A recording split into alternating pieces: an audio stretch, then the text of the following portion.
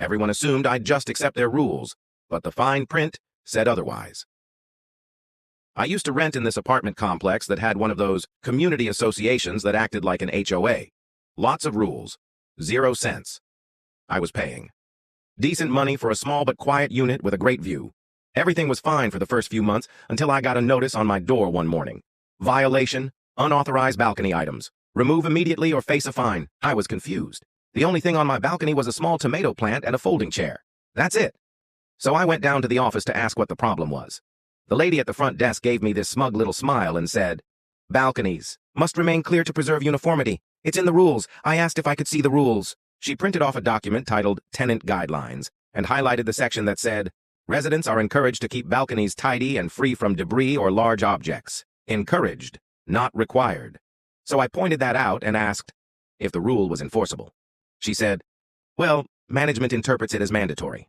That didn't sit right with me. I don't like being bullied with vague language. Over the next week, I noticed that other tenants had way more on their balconies. Bikes, grills, even a hot tub. But no violation notices for them. Then I realized something. They were all in the newer, higher-priced units. I was in the older wing. So I did what any mildly spiteful tenant with too much free time and a legal studies minor would do. I read the entire lease agreement. All 23 pages of it. And there it was, tucked away in the fine print, under Section 14.2. Any policy changes or enforcement of community guidelines must be applied evenly and without prejudice to all tenants. Boom.